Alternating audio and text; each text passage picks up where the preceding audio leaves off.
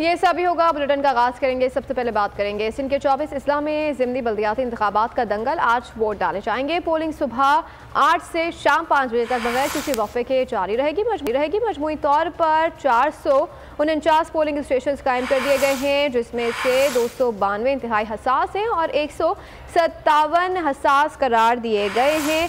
24 अजला में registered voters की तादाद 6,90,295 है। सिंध में ज़िमनी बल्दियाती इंतखाबात में 63 नशिस्तों पर उम्मीदवारों का चुनाव होगा। गोट की खैरपुर में वोटिंग होगी। नौशेरो फिरोज और शहीद बेनज़ीराबाद में भी वोट डाले जाएंगे।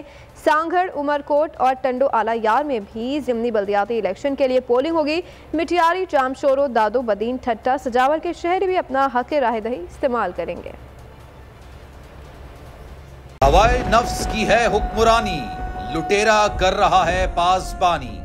बोल न्यूज के मार्केटिंग हेड आकाश राम ताहा लापता।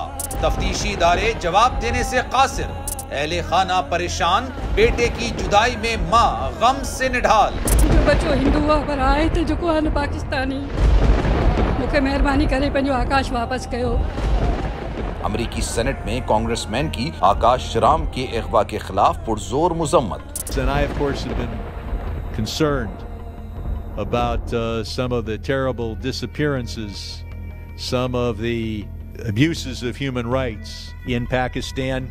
यूनाइटेड नेशन ने भी आकाश राम की बाजियाबी के लिए मौसर इकदामात उठाने का इंदिया दे दिया। आलमी सहाफती तंजीम और इंसानी हुकूक की आलमी तंजीमों की भी आकाश राम के अगवा की मुजम्मत। उफ, क्या जुल्म है। बोल इंसाफ का मुंतजिर।